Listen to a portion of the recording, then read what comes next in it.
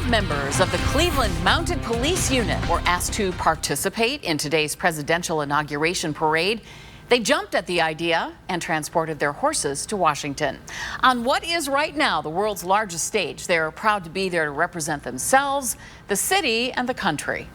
As they march down Pennsylvania Avenue, it's almost reminiscent of the parades the city's Mounted Patrol Unit has participated in years past. And then Leon Bibb joins us now with another one of his My Ohio reports. And Leon, for these Clevelanders, it was boots and saddles and strong hands holding the reins of horses. Oh, you've got that right, Lee. I'll tell you that. The Cleveland Mounted Police Unit has been there before in past inauguration parades. We caught up with the unit before the police officers and horses left for the parade. We also caught up with some retired Cleveland officers who remembered how it was when they went to the president's big parade. The horses appear ready. Perhaps they realize something big is coming. Both horse and human activity at the Cleveland Mounted Police stables has a different tone.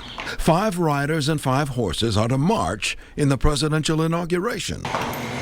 In recent months, horses and horsemen caught the beam of the spotlight as they were both security and public relations for Cleveland's hosting of the Republican National Convention and the Cavs Championship Parade.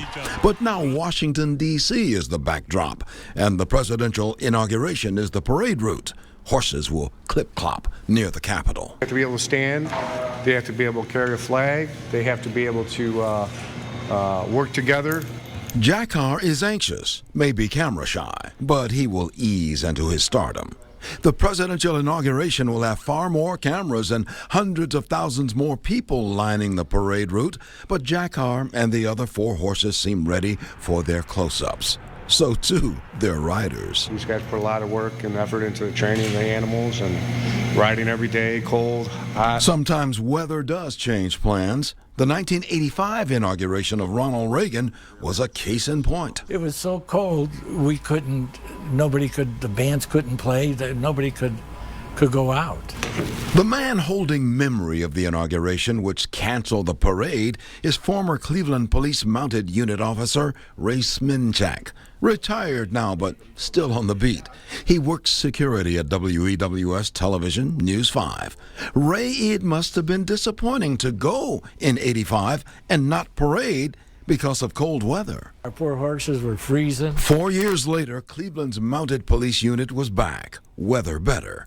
Police officers were ready, horses rehearsed, as they hoofed on stage in the shadow of all that Washington political power. And go past the president. It's just, you just can't explain how the feeling. Sminchak cherishes those mental images. They are never far below the surface, especially during any presidential inauguration.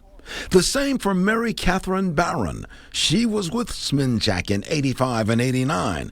Mental images for her too, but also physical images are close by. So you decided to keep the pictures? Oh my gosh, yeah. Why would you throw pictures away of people and their horses?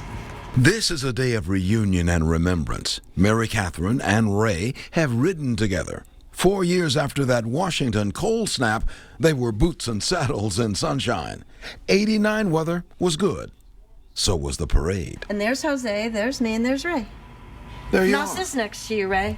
Ah, the memories. Not only in photographs, but in minds of 2 Cleveland riders. Right behind us was the Ohio State Marching Band. And my horse didn't like bass drums. And we were going to take up the street. And when the band started playing and he heard the bass drums, he had to see who was playing. So we were going up Pennsylvania Avenue sideways. Hail Mary. Don't screw up. Make sure I don't fall off. Make sure he doesn't. You want to look good. It's an honor to be asked. It's something that some of my friends didn't even know about. And when they found out, they were just amazed. You were where? You did what? I didn't know that. And they'll see a picture of it, and they're just amazed. For the 6th time since 1921, the Cleveland Police Mounted Unit has gone to Washington, D.C. for a presidential inauguration.